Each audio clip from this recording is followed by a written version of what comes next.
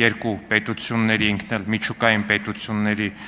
նախագահների անունը տալ Պուտին Մակրոն, հետո ասել սրան նրան։ Կարծում եմ այդքան էլ հարգալից չի Հայաստանի Հանրապետության ազգային ժողովի ամբիոնից։ Հատկապես ձեր դեպքում։ Խնդրեմ Տիկին Երեմյան։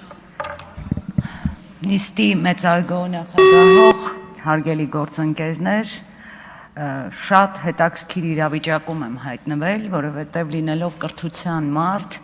այստեղ այնպիսի բաներ լսեցի, որ հիմա չհակադարձել ուղղակի չեմ կարող։ Տիկին Գալստյան, ով ձեր կուսակցությունը օպտիմալացումից թող չխոսի։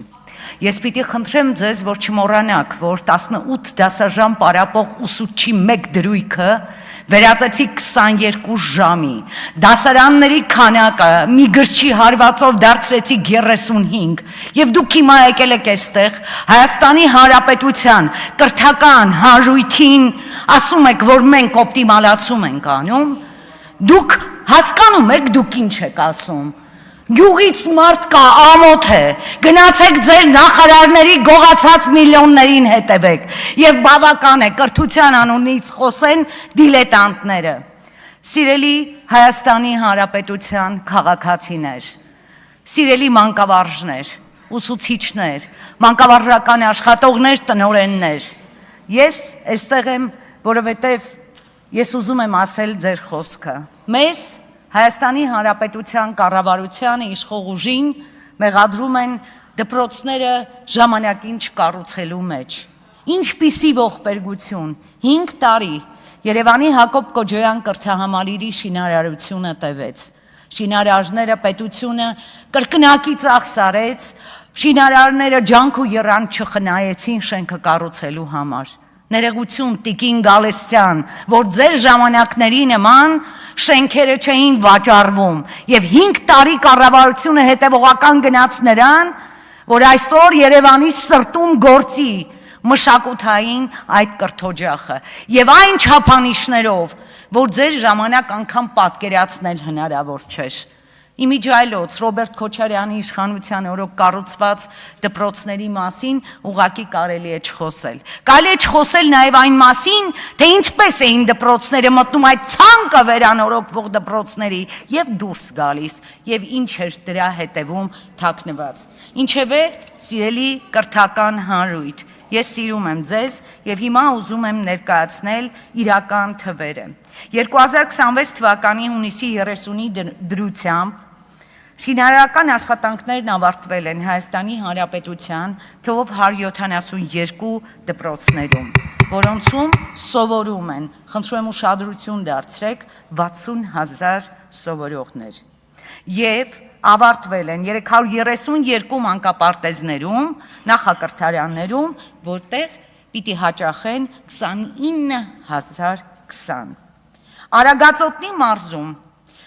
կառուցվել է 9 դպրոց 20 մանկապարտեզ, Արարատում 13 դպրոց 20 մանկապարտեզ, Արմավիրում 17 դպրոց 51 մանկապարտեզ, Գեղարքունիքում 15 դպրոց 33 մանկապարտեզ, Երևանում 15 դպրոց 62 մանկապարտեզ, Լոռի 27 դպրոց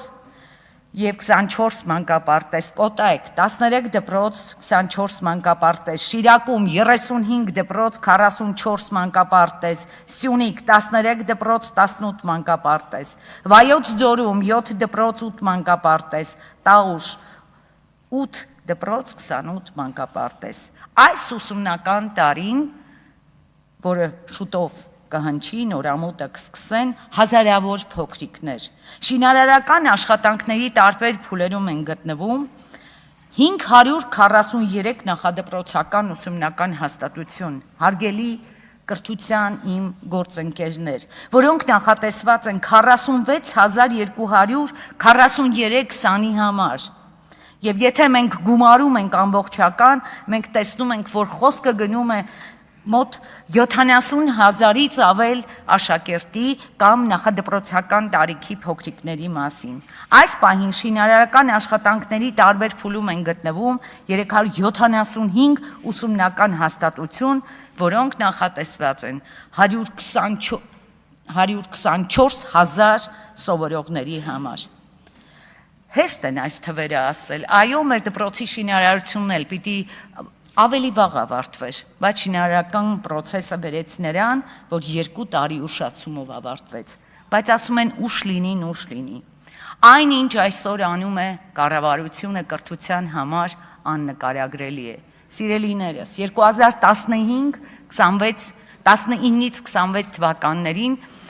կրթության ֆինանսավորումը ավելացել է 51%-ով։ Դրանք պարզապես թվեր չեն, դրանց ետևում ճակատագրեր են, ճակատագրեր, որոնք մեր պետության վաղվա, ներկայի, ապագայի երաշխիքն են, այդ երեխաները պիտի մեծանան և աղը պիտի լինեն ազգային ժողովի պատգամավորներ և իրենք հիշելու են, որ այս կրթական միջավայրը, այս կրթական ներդրումը արվել է Հայաստանի Հանրապետության վարչապետ Նիկոլ Փաշինյանի ղեկավարած կառավարության ժամանակաշրջանում Եվ որքան էլ որ դուք ձեզ կոտորեք, որքան էլ որ ցանկանաք սևացնել, կրթության ոլորտում աշխատող ուսուցիչները գիտեն, ինչի միջով են իրենք անցել, ինչպես են ընտրակեղծարարի վերածվել, ինչպես են կաշառքով դասվար ընդունվել։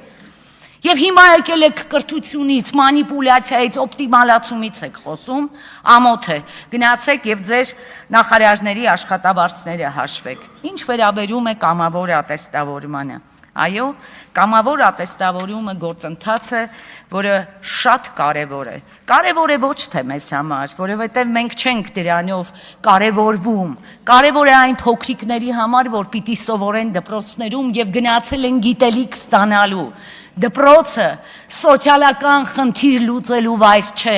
դպրոցը կրթական միջավայր է և գնացեք Հայաստանի Հանրապետության բոլոր դպրոցները, գյուղական, քաղաքային, տեսեք թե ինչ լաբորատոր սարքավորումներ ունեն այդ դպրոցները, ինչ միջավայրում են երեխաները բնագիտական առարկաները սովորում։ Մենք տեսել ենք և առաջին շարքում նստած երկրորդ նախագահի օրոք դպրոցները և ՀՀԿ-ի ժամանակ տեղի ունեցածը դպրոցներում։ Երբ որ հասարակ, չէ ձեր Նարեկ Կարապետյանի հայրը Կարկառուն հանրապետական է, դրա համար եմ անդրադառնում, և ասեմ ձեզ մի բան, երբ որ դպրոցում ամենափոքր փորձը անելու համար միջոց չկար, գնացեք տեսեք, բացեք կառավարության 850N որոշումը, կարդացեք, դժվար չէ։ Կարդացեք, տեսեք ինչ միջոցներ են հատկացվում դպրոցներին, ինչի համար են հատկացվում։ Ես հասկանում եմ իհարկե, դա ձեզ համար դժվար է, որովհետև հեշտ է գալ այստեղ սևացնել։ Ձեզ թվում է, թե գուցե այստեղ աշխատող չկա։ Երեկ ես ուսուցիչ էի, երեկ ես դպրոցի տնօրեն էի, և ես իմ գործընկերներին խոստացել եմ, բոլոր նրանք, ովքեր կփորձեն սևացնել կառավարության արածը կրթության ոլորտում, անպայման պիտի արժանանան հավուր պատշաճի վերաբերմունքի։ Սիրելի Հայաստանի Հանրապետության քաղաքացիներ, առջևում սեպտեմբերի 1-ն է։ Այն լաբորատոր սարքերը, որ եկել են Երևանի դպրոցներ, սպասում են ձեր փոքրիկներին։ Սպասում են, որպեսզի նրանք դրա միջոցով էլ ավելի մոտենան գիտությանը, որովհետև կրթությունը պետության հիմքն է, կրթությունը մեր պետության հարատևության հիմքն է, և կրթության պակասի հետևանքները մենք այսօր այստեղ զգում ենք։ Իսկ ինչ վերաբերում է պարոն Մամիկոն Ասլանյան, քիչ առաջ դուք ելույթ էիք ունենում, խոսում էիք բարեկիրթ լինելու մասին։ Այո, մենք բարեկիրթ ենք։ Եվ համապատասխանաբար ակնկալում ենք, որ ձեր քաղաքական թևում ներկա բոլոր անդամները լինեն բարեկիրթ։ Եվ եթե մեզանից ակնկալում եք բարեկրթություն, իսկ ես այլ ձև չգիտեմ մարդկանց հետ հարաբերվելու, ուրեմն բարի եղեք ձեր որոշ ընկերների բացատրել, որ բարեկրթությունը, ինչպես արդեն ասացի, դա դաստիարակության մի մասն է, որի պակասը ցավոք մենք տեսնում ենք, որովհետև նախկին կրթական համակարգը անցած որոշ մարդիկ բարեկրթության մասին այլ պատկերացումներ ունեն։ Այսքանը սիրելիներս, շնորհակալ եմ։ Անդրանիկ Գևորգյան, ձեզ հայտարարվում է զգուշացում։